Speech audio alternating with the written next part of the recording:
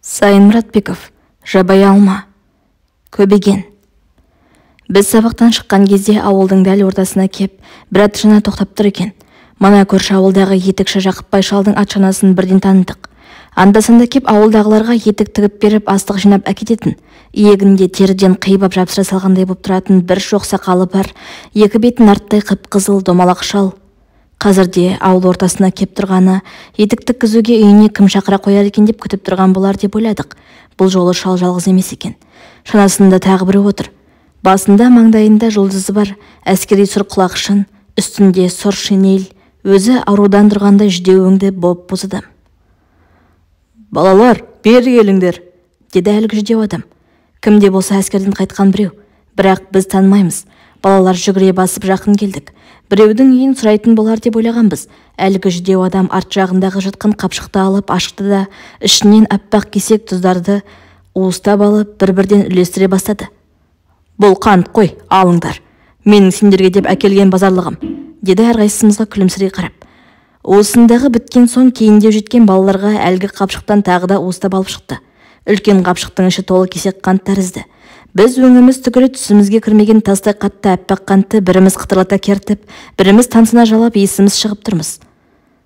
«Сен өзің базарлықты бүкіл ауылдың балаларына шетелдікте қып әкепсің ғой», деді Жақыпбай шал. «Осы балалар алдымнан шығарау деп, госпитальда 3 ай бой жатқанда, күнделікті шайға деп берілетін қантты жинай беріп едім», деді жүдеу адам жымия күліп. Онан соң әрқайсымызға елжіре қарап, «Кімнің баласысың?» деп сұрайды. Біз әжеміздің атын айтқанда, сол кісінің баласы екенсің ғой. Ту, үлкен жігіт боп қапсың ғой», деп мәз болады. Біз балалар бірде-біріміз оны танып тұрғамыз жоқ, ал ол біздің барлығымызды да әкелеріміз танып біліп тұр. «Әкең қайда? Әскерде ме? Әлі қайтқан жоқ па?» «Әлі қайтқан жоқ. Нәшауа, жақын арада қайтады әлі». «Сенің әкеңші?»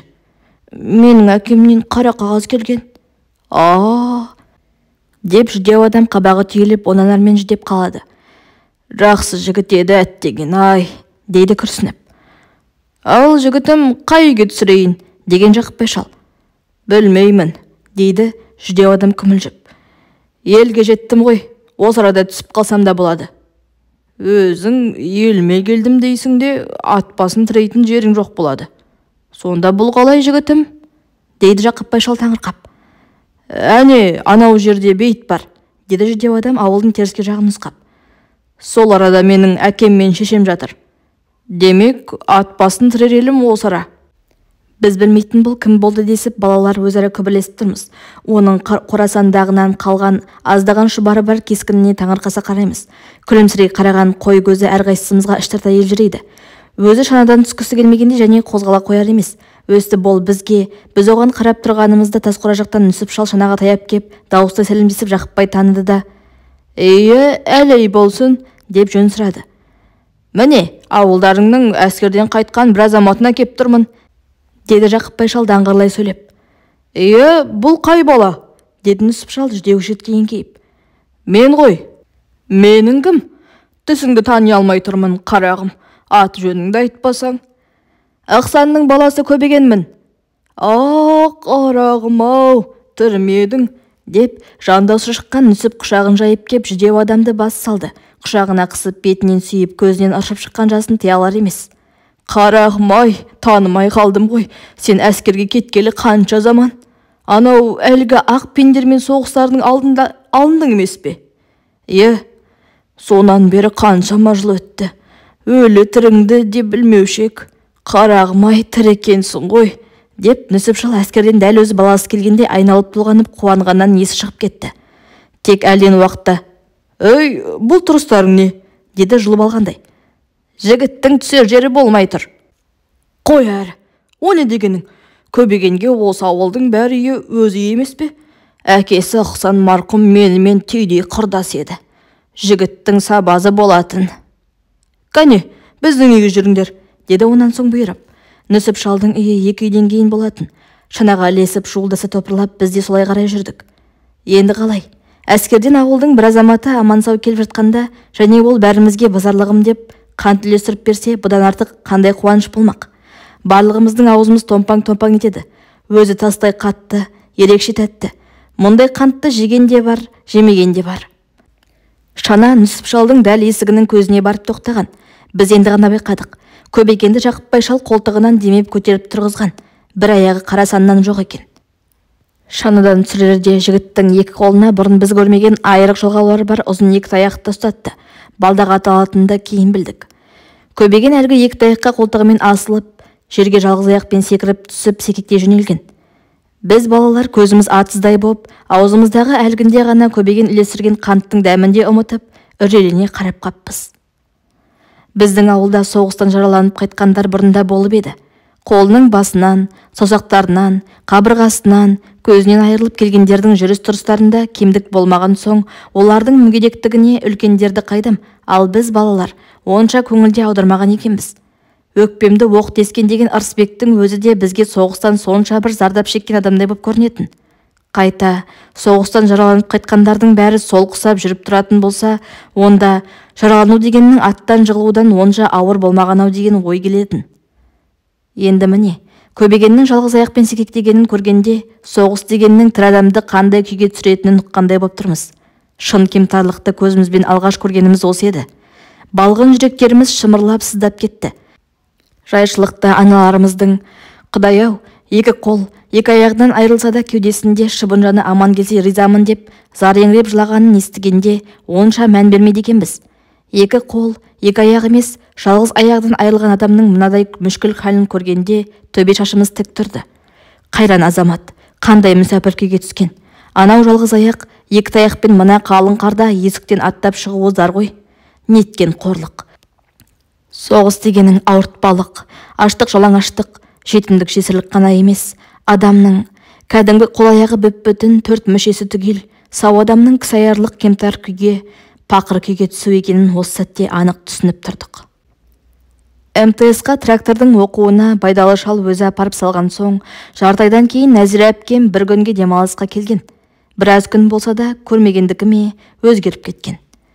Бұрын ылғи далада желғақты боп тотығып күреңтіп тұратын дөңгелек жүзі ат жақтанып, бозарып жүдеу тартқан, толықтықтан төртбақтанып тұратын бойы да таралып, сұңғақтанып өскен сияқты. Тіпті киген киімдері де басқаша. Шашын төбесіне түйіп, басына құлақшын киіп апты. Кәдімгі газетке шыққан Мәншүк Мәметованың құлақшын киген суретіне ұқсап тұр. Күпәйкесін шешкен, үстінде көйлек орнына кеудесімен шалбары бір тұтас тігілген қызық бір киім. Мына қалпында бойжеткен қыз емес, еркек шора біреу сияқты көрінеді. Оның киімдеріне тікісіне қараған әжем: «Өзің Нәзирамысың?» деді. «Иә, Нәзирамын. Мына тұрған ырымшыл діншіл кемпірдің немересімін», деді әпкем ерке үнмен күле сөйлеп. Осылай киінгені өзіне ұнайтынын жасыра алмай тұр. «Немене, танымай тұрсыңдар ма?» «Танымай тұрмыз». «Онда танып қойыңыздар. Енді 2 ай жарымнан кейін темір тұлпар тракторының құлағында ойнайтын мықтыңыз мен болам», деп кеп, әпкем әжемді құшақтап көтеріп ап бетінен шөп-шөп сүйген. «Дә, сүйектерімді сындырасың. Онысы несі? Кәпір», деп әжем ашуланған боп күледі. Мұнан әрі әпкем әжемді қоя бере өзіне раутаңдаса қарап қалған кішкене балаларды кезек-кезек құшақтап беттерінен сүйеп, қолдарына бірдеңкелер ұстатқан. Олар «Бұ не?» дескен таңырқап. «Мәмпәсе ғой». Ең соңында мені кеп арқамнан қағып құшақтап бетімнен сүйді де: «Бойың өсіп, жігіт боп қапсың ғой», деді еркелетіп. Ой Аллай, осы сәттегі Нәзира әпкемнің мінезі де, даусы да құдды апам сияқты айнымай қалған еді. Кішкене балаларға ұстатқан мәмпәсиінен маған да берді. Және төс қалтасынан кішірек 4 бұрышты кітапшаны алып: «Мә, блокнот», деді. Бұл менің өмірімдегі суыраған ақ қағаздан тігілген блокнотты қолыма алғаш ұстауым еді. Мұнан әрі Нәзира әпкем түйіншегінен жылтырақ қағазға оралған алақанның жартысындай ғана нәрсені алып, қайырлы әжеме бұрылып: «Мынау жарты шайды саған әкелдім», деді. «Тамағым аш емес, әже. Есіңде ме? Былтыр жазда облигацияға жазылғанымызды. Соның ақшасын төлеу үшін мына таудағы омарташы орыс шалына ақ ешкіні лағымен сатып ек қой. Сонда 50 сомды апам маған берген. Тығып қой деп. Ұстап жүргенім сол ақша. Ал мына комбинезон мен құлақшынды МТС-тің директоры бергізді. Ылғи еркектердің арасында көйлек пен тракторға отырып тұру ыңғайсыз болады деп. Трактористер курсында 2 қыз оқимыз. Екеумізге де директордың өзі қамқорлық жасап отырады. Сонымен біздің үйде кішігірім той болды да қалды. Сол күні Нәзира әпкемнің үйге келгенін пайдаланып, Көбегенді қонаққа шақырып жібермек болды. Алыстан оқ пен оттың арасынан келген ер азамат. Дәм татырмағанымыз жарамайды, деді. Күздегі сойған сары серкенің бір жілігін әжем әлі күнге сақтап келген екен. Соны қазанға салды. Маған қол диірменге молғып талқан тартқызды. Жарым кесе, бір кеседен үнемдеп неше күннен бері жинастырып жүрген қоңыр сиырдың сүтін кіші қазанға жарты қазан етіп пісіріп, оның бетіне қаймағы тұрсын деп жауып қойды. Сөйтіп, көптен апам қайтыс болғаннан бері біздің үйде бола қоймаған дастарқан мәзір әзірленген. Осының бәріне қоса Нәзира әпкем әкеп берген жарты кірпіш шайы әжемнің бүкіл ауылда өзінен басқа ешкімде жоқ байлығы еді. Әй, Қанат, басқа біреу шақырып қойып жүрер. Сен қазір ертерек барып ескертіп келші Көбегенге. Бүгін кешкісін біздің үйден кеп дәм татсын, деді әжем мені жұмсап. Нүсіптің үйі іші түгел бірге келсін деді де. Әскерден қайтқан адамға дәм татқызатын салт бойынша шамасы келгендер Көбегенді күнделікті кезекпен қонаққа шақыратын. Оқ пен оттың астынан аман сау қайтқан ер азаматқа ақ пейілдермен бары бір асым етін асып, жоғы қыратылқанмен болса да бір шәугім шайын әзірлеп сый құрметін білдіреді. Және қонаққа Көбегеннің жалғыз өзін ала алмай, Нүсіп шалдың үйін тегіс қоса шақырады. Шалдың өзі, кемпірі және жалғыз қыздары Шынар барлығы бірге келіп, бір үйдің адамдарындай жадыраса отырып, өздері де, келген үйлері де, әуелі Көбегеннің соғыста бастан кешкен әңгімелерін тыңдап, одан ауылдың өткен-кеткенін қозғап, ақырында түннің бір уағына дейін Көбегенге еңлік кебек, қалқаман мамыр, мұңлық зарлық сияқты қиссалардың бірін айтқызып, арқалары кеңіп, бір сейіліп қалады. Көбегеннің даусы керемет зарлы. Қиссаларды ескі бір әуендерге салып зарлатқан кезде төбе қиқаң шымырлайды. Мұраттарына жете алмай, қосыла алмай арманда кеткен ғашықтардың, жауыздықтың қырсығынан бір-бірінен айырылған бауыр мен қарындастың зар мұңы соғыс кезінің зар мұңымен ұштасып, әркімнің жүрегіндегі жарасына тиетін болу керек. Тыңдаушылар егіліп отырып, көз жастары сорғалап отырып тыңдайды. Сөйтіп, аз күннің ішінде ақ Көбегеннің қиссашылығы бүкіл ауылға тарады. Біреулер, шіркіннің даусын-ай, сай сүйегіңді сырқыратады, деп тамсанса, екіншілер, опыр-ай десейші, анау жылы әскерге алынбас бұрын мұның әу деген өнерін байқамаушы ек. Осының бәрін қайдан жүріп жатта болған өзі, деп таңданады. Ол кезде байқайтын ма едіңдер? Көздерің аспанға қарап, шатырайып шолақ белсенді болғандарыңа мәз боп, арақ ішуден асқан өнер жоқтай көруші едіңдер ғой, дейді үшіншілері. Шерменде ғой байғыз, жастайынан ата-анасынан жетім қап не көрмеді. Соның бәрі көкірегінде беріш боп қалды емес пе, дейді төртінші біреулер. Үлкендерден естуімізше Көбеген ата-анасынан жастайынан жетім қап, ауылда әркімнің есігінде жүріп өседі. Кішірек кезінде баласы жоқ үйлердің қозылағын қарап, есейіңкіреген соң жеке меншіктің қой ешкісін бағады. 2-3 кластық білім алып, хат танығаны болмаса оқымайды. Сөйтіп әскер қатарына алынғанға дейін ешкім көз келмеген жалғыз басты жан болып кете берген. Алғашқы ақ финдермен соғысқа қатысқан. Одан кейін отан соғысының алғашқы күнінен бастап 44 жылдың ноябріне дейін, яғни аяғынан жараланғанға дейін майданның алдыңғы шебінде болған. Өзі бұған дейін 4 рет жараланған екен. Ол жаралары ылғи жеңіл болып, госпитальда бірер ай жатып, сауығып майданға қайта аттанып отырыпты. Өз айтуынша ауылға 2 айсыз 7 жыл дегенде қайтып оралыпты. Сол 2 айсыз 7 жылдың ішінде ауылда не бары 3 ақ хат алған екен. Оның екеуін соғыс басталғандардың алдында тоқтар жазыпты. Ал 3-ші хатты осыдан 2 ай бұрын госпиталь жатқанда Мұқан ағайдан алыпты. Ауылдың амандығын айта кеп, өзінің әскерге аттанып бара жатқанын, мұның адресін военкомат арқылы анықтап алғанын жазыпты. Осында әскерден қайтқанда кейбіреулер бар жоғы 5-6 айдың ішінде ана тілімізді ұмытып қаппыз деп, не орысша емес, не қазақша емес бұлдырық сөздерді шатып бұтып келеді. Ал сен ғой, 7 жыл әскерде жүріп, осынша қиссаларды қалай ұмытпағансың? Дегенде Көбеген, қайдам ұмыту, ұмытпауды ойлаған емеспін. Анда-санда қазақ жігіттері бас қосқанда айтатынмын, деді. Ауылдағы барлық үйлер сияқты Нүсіп шалдың үйі де 2 бөлмелі болатын. Ауыз үйде отын су жиналатын да, түп үйде үй иелері тұратын. Еркегі бар үй, оның үстіне шалдың өзі де ұқыпты, шаруа қорадам. Жылдар азда үйін майлап сылап жөндеп отырады. Сондықтан басқа үйлерге қарағанда тап-тұйнақтай тап-таза еді. Есігінің алдын да қардан кең ашып, тазартып күреп тастапты. Кішкене терезенің алдынан өтіп бара жатып ішке көзім түскен. Көбеген маңдайы жарқырап терезе алдында етік тігіп отыр екен. Еркегі бар үйдің тірлігі осы ғой дедім іштей қызығып. Мен сәлем беріп кіріп барған кезде шал мен кемпір үйлерінің ортасында қыздарының аяғына екі жақтап еңкейе қарап жігі жапар болып жатыр екен. Мені көре сап Шынар әке-шешесін ысырып тастады да: «Кәне, қандай екені мына Қанат айтсыншы?» деді жуан даусымен гүжете түсіп. Сөйтті де маған қарай жүрді. Бір аяғына су жаңа сыңар етік киіп апты. «Қалай, Қанат, етігім аяғыма жараса ма?» Бір оңға, бір солға аяғын бұраңдата басып, менің алдыма кесе көлденең тұра қалған. Етігі мұз басқандай сықыр-сықыр етеді. Топ-толық балтыры қонышын жарып жібере жаздап тұр. Обал не керек? Етігі де суретте әдемі екен. Және жалтыраған хром қонышты тырсылдатып керіп тұрған Шынардың топ-толық балтыры да әдемі көрінді. «Жақсы», дедім шынымен сүйсініп. «Қонышы тарлау сияқты ма, қалай?» деген әкесі. «Жоқ, Қанат айтты, бітті. Ал екеуінің айтқандарыңа сенбеймін», деді Шынар әке-шешесіне шолжаңдай еркелеп. «Енді осы етікке лайық көйлек керек. Әке, естіп отырсың ба? Давай, анау бір қойын сатты, ауданға базарға барып қайт». «Мақұл, мақұл», деді әкесі күліп. Шынар шал кемпірдің жалғыз қызы еді де, мінезі шолжаң, аса ерке болатын. Бүкіл ауылда мына жаман шал әкесінің арқасында колхоздың ауыр жұмысына бармайтын. Не кием, не ішіп жеймін демейтін. Таршылық көрмеген бір адам болса, ол осы Шынар.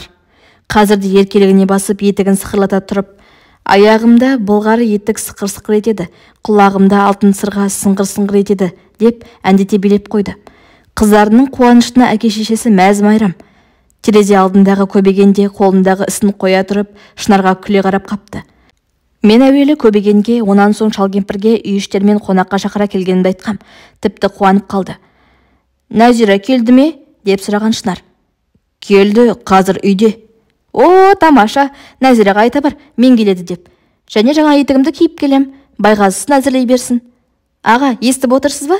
деді онан соң Көбегенге еркелей қарап. «Анау екінші сыңарын кешке дейін бітіретін болыңыз, білдіңіз бе? Бұл сізге әскери тапсырма». «Құп болады, Шынаржан», деді оның еркелігін ағаша қабылдап мәз болатын. Дереу етіктің екінші сыңарын қалыпқа кигізе бастады. Кешкісін Шынар біздің үйге жаңа етігін киіп келген. «Қызбысың» деген емес пе? Нәзира әпкем қатты қызықты. Шынарды ауыз үйге шығарып ап, қоярда қоймай тұрып, етігін шешкізіп өз аяғына киіп көрді. «Аздап қысады екен», деді бұл да аяғын оңды-солды бұраңдата басып. «Қыздардың бәрінің өстейтін әдеті болу керек. Бір-екі күн кисем кеңейіп кетер еді». «Мына Көбеген шебер етікші екен. Сен де өзіңе бір етік тіккізіп алсаңшы, мен айтайын». «Бұлғар жоқ қой. Айтпақшы, апамның ескі етігінің қонышына жаңа бас тауып тіккізуге болатын шығар». «Болады. Мен әкеме айтайын. Жаңа бас тауып береді. Өзің МТС-қа қашан қайтасың?» «Таңертең ерте тұрып кетуім керек». «Онда әлгі қонышты қазір тауып қой. Кетерде Көбегенге аяғыңды өлшетіп ап кетейік». Біз төбеге кірген кезде үлкендер өткен еткенді қозғап қызу әңгіменің үстінде екен. Әңгімені қозғаушы Нүсіп шалда, әжем оны кеу-кеулеп қойып отыр. Арагідік Нүсіп шалдың кемпірі де араласып сөз қысырып қояды. Сәл тыңдаған соң ұққаным, әңгіме Көбегеннің ұлы бабасы туралы екен. Жарықтық, сөзге шешен, сер адам болыпты. Бір үлкен жиында жесір дауы сөз болғанда, әйел ана емес пе? Ананың басын саудаға салғанның жүзі қара емес пе? Біз бүгін бір жесірдің мойнына дұзақ салсақ, ал күн ертең одан туған ұрпақ рулы ел болғанда соларға не бетіміз айтамыз деп, көпшілікті өз жағына қаратып, жесірді зорлықшылықтардан азат еткен екен, деді Нүсіп шал әңгімесін аяқтап. «Айтқаны келді ғой, сол Сәбира апамнан тараған ұрпақтың бірі мына Нұғман емес пе?» деп әжем еліп әкеткен. «Иә да», деп қойды Нүсіп шалдың кемпірі де. Мұндай ұлы бабасын мадақтаған әңгіме Көбегенге айрықша ұнайтын болса керек, өңі нұрланып, бір сөзді мүлт жібермей елте тыңдайды. «Менің етігім Нәзираның аяғына құйып қойғандай жақсы жарасады екен», деді еркелей кірген Шынар үлкендердің әңгімесін ортасынан қақ бөліп. «Көбен аға, бұл сізге жасаған құлақ қағысымыз». «Тігуге болады ғой», деген Көбеген созыла сөйлеп. «Бітті онда, келістік», деді Шынар сол ерке үнмен. «Нәзира, естідің ғой, әлгі қонышыңды әзірлеп қой, кетерде мен ала кетем». Дастархан әзірленіп ет желінді. Онан кейін шай жасалды.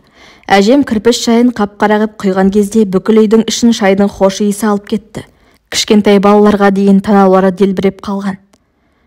Бах, мұндай шайды ішпегелі қай заман. Нағыз үнді шай ғой. Қайдан келген? Нәзира әкелді. Мытыста біреуден сатып апты. Үлкендер шайдың дәмін ала түскілер келгендей асықпай сораптай ұрттайды да деп ұзақ тамсанады. Жарты кесе ып-ыстық шайды өйстіп отырып әнемне дегенше төңкеріп салады. Сәлден кейін-ақ маңдайлары жіпсіп, рақат бір күйге еніп балбырай бастайды. Өмірлерінде басқа бірде-бір асты дәл осылай өне бойлары балқып отырып ішпейтін шығар. Орамалмен маңдай терлерін сәнмен ғана сүртіп қояды. Түу, жарықтық-ай, буыныма түсті ғой, дейді нүсіп шалдың кемпірі. Іш, жаңалап демдеп қойдым, дейді әжем. Нәзира әпкем мен Шынар екеуі бір-екі шыны аяқтан ішкеннен кейін-ақ ыдыстарын төңкеріп тұрып кеткен. Екеуі кәннің үстінде күбір-күбір әңгімелері таусылар емес. Бір кезде шайда ішіліп болды. Дастарқан жиылып, аз-кем тоқ басқаннан кейін көбеген көтеріле отырып, нүсіп шалдың ал бір қиссаңды әудеп жібер деген тілегі бойынша тамағын кенеп, біраз жөткірінді балды да Бозінген деген жырды бастады. Мен бұрын балалардан естігенім болмаса, көбегеннің жырын бірінші тыңдауым еді. Дауысының сәл жарықшағы бар, шырылдаған зарлы екен. Дегеннен төбе қиқамды шымырлата жөнелді. Бозінгеннің шудасы желкілдеп керуенге қосылғаннан бастап-ақ қайғылы бір сарын білінген. Содан інгеннің ботасынан айырылып зар илеп боздаған тұстарына келгенде, басы әжем боп көзімізден жас сорғалай берді. Қаншама тістеніп, намысқа тырысып жыламауға тырысқанмен, тамаққа тығылған ащы өксік жүйке-жүйкені сыздатып, ып-ыстық жас көзге құйыла берді. Ботасынан айырылған мендей сорлы бар ма екен? Неге жоқ? Бар ғой, бар. Міне, менің әжем де дәл сондай ғой. Ботасынан айырылған Бозінгендей боздап қалды емес пе? Біз де солай сорлап қалған сорлы жетмектерміз ғой. Біз әкемізден, шешемізден айырылдық қой.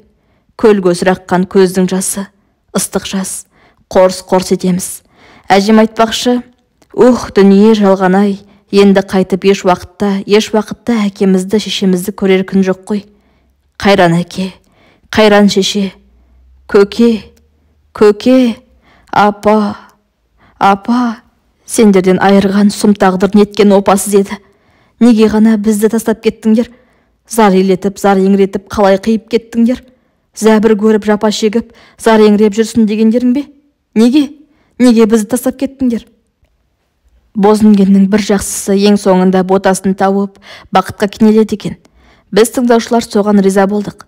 Бозінгенге қосылып, бізде қуанышқа кенелеп, көл-көсір аққан көз жасымыздың төлеуі қайтқандай, шерменде көңіліміз жейіліп, жадырап қалдық. Өксік солығымызды баса отырып, көбегенге сонша риза көңілмен, алғысты көңілмен елжірей қараймыз. Өркенің өссін, қарағым, деді әжем. Сонан біразға дейін үйдің іші тым-тырыс боп, әлгінде ғажап жырды бойымызға сіңіргендей күйде отырғанбыз. Үнсіздікті нүсіп шал бұзды. Өзінің бала-шаға кемпірлерге қосылып жыламағанын білдіру үшін көпке көрнеу көңілді дауыспен: Апыр-ай, көбеген қарағым-ай, неше күн болды тыңдап келем, әр кеш сайын мен естімеген бір жаңа қисса айтасың. Осының бәрін кімнен және қашан үйренгенсің? Деді таңырқап. Бала кезімде осы ауылда үйрендім ғой, деді көбеген маңдайының терін сүрте отырып. Қанапия, Сәдіғұл марқұмдардан үйренгем. Біразын кітаптан өзім жаттап алдым. Қанапия, Сәдіғұлдар жестаңдай жыршылар еді ғой. Баяғыда күрең белде күзекте отырғанымызда, деп әжем киіп кетті сөзге. Біздің үйге Сәдіғұл келіп, 2 күн 2 түн өлең айтқан есімде. Сонда дауысы бір қарлықпады-ау шіркіннің. Қанапияда сондай дүлділмеді ғой, деп іліп әкетті тағы да нүсіп шал. Мұна осы үйде отырып, ол шырқағанда дауысы сонау мытыстағыларға естілер еді ғой. Әй, шал, ертеңде күн бар, қайталық енді, деді осы кез кемпірі. Кел демек бар, кет демек жоқ. Рахмет ақ жеңеше, деді нүсіп шал әжеме қарап, бата жатап бетін сипады. Мен осында Нәзираның қасында қонам, деген Шынар. Мейлің, деді шешесі. Балдағына сүйеніп көбегенде тұрды. Рахмет әже, деді. Саған да рахмет қарағым, көңілімізді бір көтеріп тастадың. Үй осы, келіп тұр. Көбеген шоқалақтап есік алдына барды да, кілт қайта бұрылып Нәзира әпкеме: Нәзира, аяғыңды өлшеп алайын, деді. Маған қағаз қарындаш алғызып, еңкейе тұрып, Нәзира әпкемнің аяғын жалаң аяқтандырып, қағаз бетіне сызып алды. «Қонышы Шынардікіндей болса жарай ма?» деп сұраған. Нәзира әпкем қызарақтап басын изеді. «Нәзираның аяғы менің аяғымнан сәл-сәл ғана үлкен екен», деді осы тұста Шынар. Әжем кішкене балалармен кәнпештің үстіне жатты да, біздің төсектеріміз төрге қатарластыра салынды. Мен жалғызбын да, Нәзира әпкем мен Шынар екеуі бірге жатты. Әжем де, кішкене балалар да бастары жастыққа тиісімен тез ұйықтап қалды. Ал Нәзира әпкем мен Шынар екеуінің қыбыр-жыбыр сөздері таусылар емес. Біріне бірі быды-быды деп ауыздарына жұқпай көбірлейді де, бір кезде қиқылдаса күліп тұншығып қала жаздайды. Әйтеу, әңгімелері керемет қызық, ұшы-қиыры жоқ, ұзақ. Бұл екеуі қиқылдасып жатқанда, мен қалай ұйықтайын? Көзім бажырайып, бірде айтқандарын естіп қап, бірде естімей, бірде түсініп, бірде түсінбей дөңбекшіден жаттым. Біраздан кейін әжемнің ояна қоймасына көздері жеткен екеуі мені де ұйықтап қалды деп ойлады-ау деймін. Жыртақтап дауыстар шығып, еркіндеу сөйлесе бастады. Көбіне сөйлеп жатқан Шынар. «Өз сондай ұялшақ, мен бажырайып бетіне тура қарасам, қызарақтап төмен қарап кетеді. Аға, сіз неге маған тура қарамайсыз деймін, қасақана. О не, қалқам, дейді түк қылғандай. Мен неге менің көзіме тура қарамайсыз деймін. Иә, ал қарадым, не айтасың дейді ақырын сөйлеп. Түк те демеймін, маған тура қарасаңыз болды деймін. Ей, Шынар, қалқам, тым ерке қыз болып өсіпсің ғой дейді. Ерке болмайшы деймін мен. Әкем мен апам барда, енді мына сіз барда, мен ерке болмай кім ерке болады? Ол дұрыс деп күле береді. Ей, құл қыз-ай, сен оны өстіп жүріп безіріп аларсың. Бесте кете берсін. Қатып ұйықтап қаппын. Таңертеңгісін оянса, Нәзира әпкем де Шынарда жоқ, төсектері жиналып отыр. 10 шақты күннен кейін МТС-қа бара жатқан Бектайдың шанасына отырып, Нәзира әпкеме барып қайтпақ болдым. Әнеу күні келіп кеткеннен кейін өзінен еш хабар болмай, әжемде мазасызданып жүрген. Енді шана кездескеніне қуанып қалды. Хәлін біліп кел деп 2 кеседей талқан, қарны ашқанда қажақтасын деп 5-6 құрт салып берді. Сөйтіп ес білгелі алғаш рет өз бетіммен ауылдан 10 шақырымда жердегі МТС-қа жол шектім. Ауыл ортасын қақ жарып жүретін үлкен жолменен желдіріп келе жатқанбыз. Нүсіп шалдың үйінің тұсынан кемпірі қол бұлғап шыға келді. Басында кимешегі ғана, камзолшаң жеңіл қалпы. Бізді көре сап жүгіре шыққан болу керек. Бектай атының басын тартқан. «Мысыға бара жатырсыңдар ма?» «Иә». «Онда әлгі көбегенді біле келіңдерші, қарақтарым. 3 күн болды сол жаққа кеткеніне хабар жоқ. Бірдеңеге ұшырап қалды ма деп мазамыз кетіп отырғаны». «Жарайды, кездессе ала келеміз», деді Бектай. Мұнан әрі еш тоқтаусыз жүріп кеттік. Бектай ырғай сапты бейшікті ысқырта үйірі беріп қойған. Почта тартатын шағыр көз жерін жұлқа жөнелді. Бектай маған қарай бір қырыңдап аяғын соза жантая отырды да: «Ал, Қанат, жол қысқарту үшін әңгіме айт», деді. «Мен не әңгіме айтам?» дедім күмілжіп. «Қыздар туралы, оларға қалай ғашық болып жүргенің туралы айт». «Мен әлі ғашық болып көргенім жоқ». «Қой, оныңа кім сенеді? Әжібек бәрің бас қоса қалсаңдар, қыздарды сөз етесіңдер ғой», деп Бектай қарқылдап күлді. Мен 2 бетім дуылдап қызарып кетсем керек, өйткені есіме анау кездегі Әжібектің күйіп жанған ғашықтығы туралы әңгімесі Мериді шақыртып алмақ болғаны түскен. Бектай соған мезгеп келеді-ау деп қысылдым. «Өзің ұялып кеттің ғой, жә, қалжыңым ғой», деді Бектай иығымнан қағып. Бектай жайшылықта ауыл арасында көк құнанымен едіреңдеп жүргенде жанадамды менсінбейтіндей боп көрінетін. Тобылғы сапты қызыл қамшысын сәнмен сілтеп қойып жұрттың бәрінің төбесінен қарайтын. Әсіресе балаларға кезіккенде ерні шүйіре тұрып немқұрайлы ғана көз тастап: «Ей, шындатпасаңдаршы», деп одыраңдап өте шығатын. Өзі Әжібектен 1 жастай ғана үлкен, бірақ соған қарамастан жүріс-тұрысы, сөйлеген сөзі одан әлдеқайда ересек адам сияқты еді. Қазір екеуміз шанада қатарласырын тайып отырмыз. Шағыр көз жирен, желе шоқырақтап тұяқтарымен қатқақ қарды шанаға кесек-кесегімен бората лақтырып келеді. «Өй, мына қалпымызда біз МТС-қа жеткенше көшкіннің астында қалармыз», деді Бектай аттың басын іркіп. Онан соң астымыздағы шөптен көтеріп шананың алдыңғы жақтауындағы саңлау тесіктерін бітедік. «Сен мына тонды жамылып отыр», деп өзімен ала шыққан үлкен қара тонын менің иығыма жауып, омырауымды, аяқ жақтарымды қымтап қойды. «Мен тоңбаймын, өзіңіз жамылсаңызшы», деп едім. «Жо, мен атайдап қимылдап отырам. Қозғалыссыз отырғаннан тоңып қалады», деді. Енді байқадым. Көк құнанның үстінде қоқиып жүргенде үп-үлкен ересек боп көрінетін Бектай жақыннан қарағанда өзіміз сияқты бала екен. Тіпті әлі мұрты да жоқ, тебіндеп қана ізі білінеді. Бұған қарағанда Әжібекке мұрт бұрын өсетін сияқты. «Неге күлесің?» деді. «Жай, мен сені есепші болғанға үлкен адам екен десем?» дедім. «Иә, немене? Үлкен адам емес пе екем?» «Өзіміз сияқты бала екенсің». Күліп отырғаның сол ма? Әрине баламын, бірақ сендерге қарағанда ересек баламын. Маған ойнауға болмайды сендер ұқсап. Шәлкестік жасауға да болмайды». «Неге?» «Болмайды, сол. Мына соғыс бітсін, амандық боп. Біздің әскер қазір жауды қуып, өз жеріне қарай тықсыртып апара жатыр ғой. Көп замай тасталқанын шығарамыз әлі». Сонан кейін ойынның түбін түсіріп тұрып ойнар мынау. Мен сендердің ойындарыңа кейде сырттай қарап қоям. Қызық ойындарды білмейсіңдер. Соғыстың алдында біздер ойнаушек. Шіркін, ойын деп соларды айт. Мен асықты, жақсы ойнайтынмын. Анадай жерден өрістен атқанда дәл тигізіп, сақамды дүп қатыратынмын. Бір жазда 500 асық ұтқаным бар. Асық ойынында қолыңа жағатын жақсы сақаң болу керек. Ауыр да емес, жеңіл де емес болсын. Асыққа тигенде дүпте қатсын. Мұнан әрі Бектай қолына жағатын сақаны қалай жасау керек екенін, оны бізбен қалай үңгіп тесіп, қорғасынды қалай қию керек, табанын қай мөлшерде қалай қайрау керек екенін тәптіштеп әңгімелеп кетті. Бір ауық мен де асық ойнауда қара жаяу емес екенімді, сақаны мен де бір адамдай тәуір жасайтынымды айтып, өзара қызу әңгімеге кірісіп кеткенбіз. Кенет желіп келе жатқан атымыз оқыс ішін тартып, осқырынып кілт тоқтай қалды. Алдымыздан анадай жерде жолдың дәл ортасымен бізге қарсы Көбеген келе жатыр екен. Атымыз содан үркіп тоқтапты. Аттың өзінен үркектеп тұрғанын көріп, Көбеген бір шетке қарай шығып бізге жол берді. Қасынан өте бере біз шананы тоқтатып қосарлана сәлем бердік. Көбеген ерден ғана қыбырлатты. Өзі әбден қара терге түсіп, өңі түтіге қарайып кетіпті.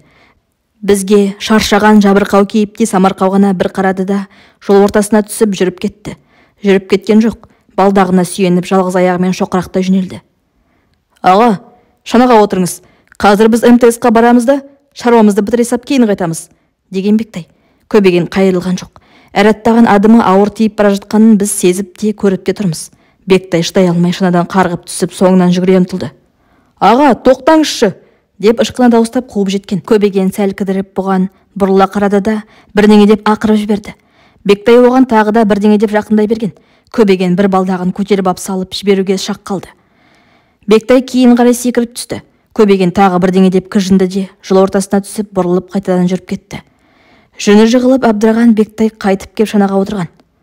«Жындым-ей, біз оған жанымыз ашып жүрсе, боқтайды», деді ыза болып.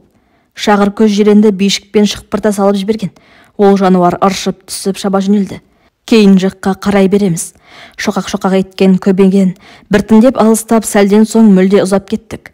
Мыйдай жазық қарлы далада қара ноқатқа айналды. Кешірек бір белең дасқанымызда көзден таса болды. Осы соғыстан қайтқандар қиын», деді Бектай әлі ұмыталмай. «Шетінен контужный». Биік дөңнің үстіне шыға келгенімізде дәл иегіміздің астында үлкен ауыл МТС жатты. Мұндай үлкен ауылды бірінші көруім. Ош еті мен бұш еті ат шаптырымдай шығар. Үйлері сонша көп болар ма? Жыпырлата салынған. Төбесінен қарағанда құмырсқаның илеуі сияқты. Және көшелері де көп екен.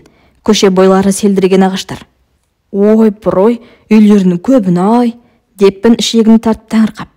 «Мұна құжынаған көп үйдің арасынан әркім өз үйін адаспай қалай табады екен?»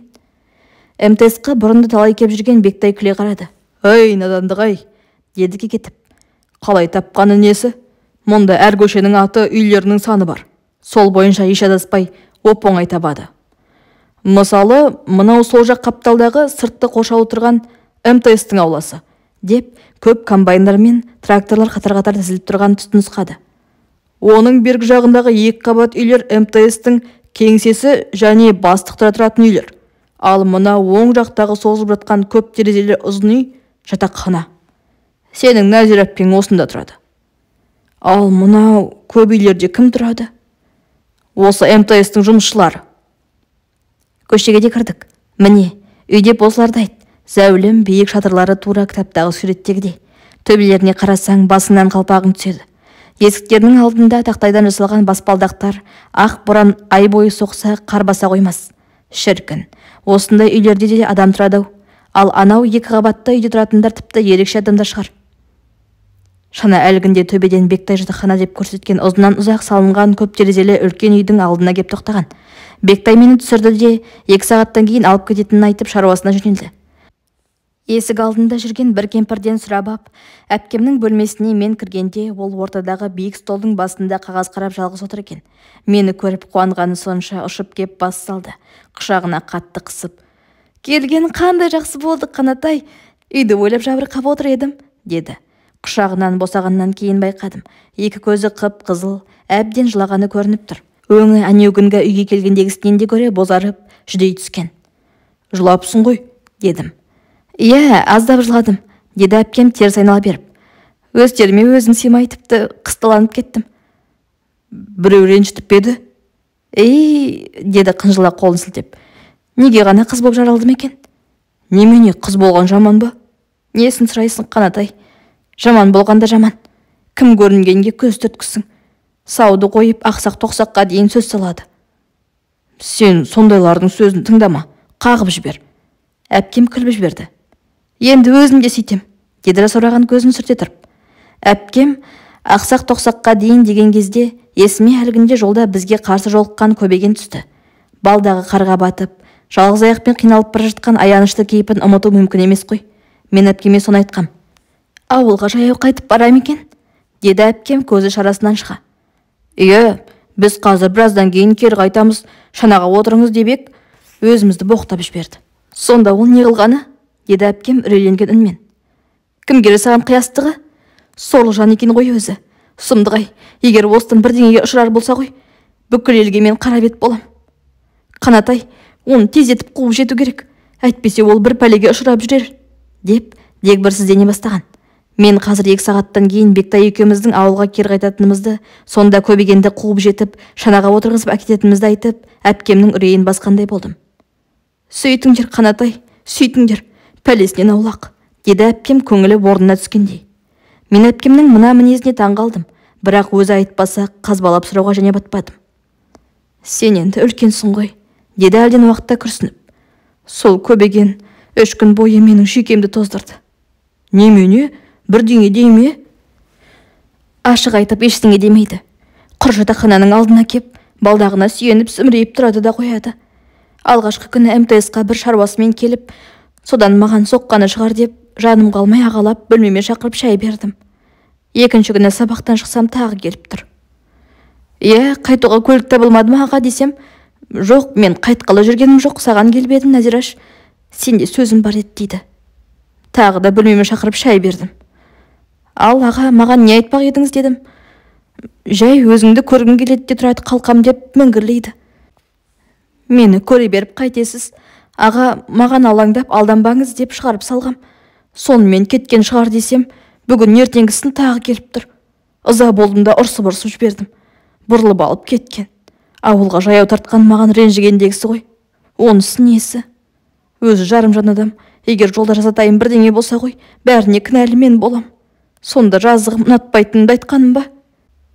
Көбегеннің мына қылығына әпкеме қосылып мен де ренжідім. Шынында, өп-үлкен адамның онысы несі? Апалы інілі екеуміз өстіп сырласып отырғанымызда, есік жұлқа ашылып бөлмеге орта бойлы қара торы біреу алқына-жұлқына кіріп келген. Біреу дегенде, а дегенде қыз ба, ұл ма, айыра алмадым. Мені көріп өзі де қысылып қалды. «Үйде қонақ бар екен ғой», деді күліп. Қыз екенін күлкісінен білдім. Нәзира әпкем ол екеумізді қысқаша таныстырып өтті. Бұл әпкемнің қасында жататын курстар жолдас қызы Гүлсара екен. Мұның да басында әпкемдікіндей құлақшын, қолындағы дорбасымен күпәйкесін төсегінің үстіне қарай лақтырып тастаған. Мұның да кигені сол әпкемдікіндей комбинезон. Бұл да шашын төбесіне түйіп апты. Мына қалпында қыздан гөрі талдырмаш, жасөспірім бозбалаға көбірек ұқсайды. Бос тұрған орындыққа кеп гүрс етіп отыра кетті. «Екі нанды да жақсы бағаға саттым», деді ол Нәзира әпкеме есеп бере сөйлеп. «Онан соң базардан шығып келе жатсам, әнеугінгі сары кемпірдің кездесе кеткені. Тағы бір шерек шай ұстап келеді екен, соны сатып алдым. Анау дорбаның ішінде. Ал қалған ақша міне қалтамда». «Жақсы болды, шайды қазір әжеме беріп жіберейін», деді әпкем қуанып. Мен келгенде отқа қойған шәугімдегі су қайнап, әжем беріп жіберген талқан мен құрттарды ортаға қойып үшеуміз шайға отырдық. Гүлсара сөйлегіш те, күлегеш, көңілді қыз екен. Ауыз жаппай сөйлейді де өзі мәз боп күледі. Күлген кезде екі беті шықырайып, сүйкімді болып кетеді. Жаңа базарда бір әйел сыбырлап қана, «Әй бала, менде самогон бар» дейді. Менде сыбырлап қана, «Осы жерде тұрыңыз, қазір кеп ұстап әкетеміз» дедім. Әлгі әйел, «Жә, бір стаканды өзіңе тегін берем» дейді сыбырлап. Мен, «Жо, бір стакан аз» дедім. «Екі стакан, екеуі де аз». Әйел долданып, «Жабырас боп құлқыңның кең кеткені өзіңнің» дейді. Мен шыдай алмай күліп жібердім де ары қарай жүріп кеттім. Қаршадай боп шешесінде адаммен қалжықтасады дейді әйел, соңымнан ашулы үнмен. Гүлсараның әңгімесіне мәз боп күліп отырғанымызда сырттан Бектайдың «Қанат!» деп айқайлай шақырған дауыс естілді. Шағыр көз жиреннің біз отырған бөлменің терезесінің тұсына кеп, басын кең житіп, тоқтай қалғаны көрінді. Тез жиналып далаға шықтық. Нәзира әпкем әлгінде Гүлсара әкелген ширек шайды және қайдан алып шыққанын білмеймін, 3 тілім қара бөлке нанды орап берді. «Шайды апарсам да жетеді ғой, нанды алып қал, өзіңнің қардың ашады» деп едім. «Балалар жесінші» деп бой бермеді. Мен оның бозарып жүдеу тартқан жүзіне қарадым. Бір түрлі сырқаттанып тұрған сияқты көрінді. Қанша дегенмен үйден алыста жүргендік-ау деп жаным ашыды. Өзін жекелеп шығартып алдым да, «Өзің жүдеп барады екенсің, нан сатқаныңды қой» дедім өзімше ұрса сөйлеп. «Жалғыз мен емес, басқалар да сөйтеді. Бір күндік нормамыздың жартысын сатып, ақша жинап, киім кешек алсақ дейміз». «Киім кимесең өлмессің, денсаулығыңды ойласаңшы» дедім дәл осы арада әжемше ақыл айтып. «Жақын арада тағы да келем. Егер нан сатқаныңды білсем, әжеме айтам». «Жарайды Қанатай, енді сатпаймын» деді әпкем мені күле құшақтап. Қоштасып жүріп кеттік. Шағыр көз жирен ауылға қарай зулай жөнелді. Биік дөңге көтерілгенде кейін бұрылып МТС-қа көз салғам. Дүрілдеген, тарсылдаған, дүрсілдеген, бірі МТС ауласының ішінде, бірі ауланың сыртына айналып қиым-қиғаш, бірінің жолын бірі кес-кестеген тракторлар жерді солқылдатып сабылып жүрген. «Бұлар несі? Босқадан босқа жүргендері?» деп сұрағам Бектайдан. «Двигательдерін қыздырып жүргендер ғой» деді Бектай. Биік дөңнен де астық. МТС кейіндеп тасада қалды. Бірақ тракторлардың тарлы-тұрлдары көпке дейін естіліп тұрды. МТС-тан шығарда заулай жөнелгенмен, биік дөңді асып ауылға баратын даланың сүрлеу жолына түскеннен кейін Шағыр көз жиреннің әлгіндегі екпіні бәсеңсіп, бүлкіл желіске ауысты. Түс ауа жылымықтанып, шентек келіп жатқан қарда жүрсін ауырлатса керек. Екі бүйірі солқылдап терлейін деді. Жаймашуақ күннің сәулесіне шағылысып, ие босап жатқан қарлы даладан ұялшақтағандай, Бектай екеуміздің көзіміз қарығып, сырғыған шананың үстінде маужыраған рахат күйде келеміз. Екеуміз де үнсізбіз. Сөйлесуге ерінетін сияқтымыз. Мынау белес-белес боп созылып жатқан ұшы-қиыры жоқ аппақ дала, бір шөкім бұлт жоқ шынайы мөлдір көк аспан, май тоңғысы жылы ауа, барлығы да шана үстіндегі бізде тербетіп келе жатқандай болды. «Әлгі көбеген байқұс көрінбейді» деп қойды бір кез орнынан көтеріліп алға қараған Бектай. Менің есіме әпкемнің бағанағы айтқандары түсті. Бір ауық ойша екеуін салыстырып көргем.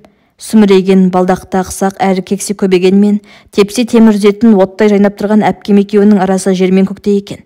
Ақсақ бұл түгілі қол-аяғы бүп-бүтін, түр десең түрі бар, өнер десең өнерлі жігіттің сұлтаны боп көрінетін Ырысбекті де әпкем менсінбей қойды ғой. Әпкемнің теңі Тоқтар еді ғой. Шіркін, қандай әдемі жігіт еді. Шалдар айтқандай, қынынан суырылған қылыштай боп тұрушы еді. Ер жігіт сондай-ақ болар. Оның қасында Ырысбек кім, көбеген кім? Қайран әпкем, түсінем мен сен жайыңды. Қалғып кетіппін. «Аға, отырыңыз!» деген дауыстан көзімді ашып алдым. Шана тоқтапты. Жол шетінде тұрған көбеген қарға сағағына дейін батқан қос балдағын әзер деп суырып алды да шана үстіне лақтырып тастай берді. Өзі бір аяғымен секіріп кеп, бар салмағымен менің қатарыма гүрс етіп отыра кетті. Отыра кеткен жоқ, құлап түсті. Жақыннан анық көрдім. Түрі адам шошырлық еді. Өрт сөндіргенде қап-қара, бет-аузынан айғыз-айғыз аққан тердің іздері ақтаңдақтанып, жолақ-жолақ боп қапты. Шанаға жамбасы тиген бойда талмау сұрағандай көзін жұмды. Танауы қусырылып, тынысын солықтай алып, тым-тырыс сұлық жатты да қойды. Өне бойы тегіс әбден тоңған адамдай діріл қағады. Екі белес тасқан соң ауылға да жеттік.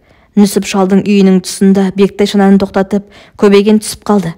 Қалт-құлт етіп бір аттады да, босап жатқан қырға айыр шағына дейін сүңгіп кеткен балдағын суырамын деп алға қарай ұмтыла тартқанда жалп етіп ұшып түсті.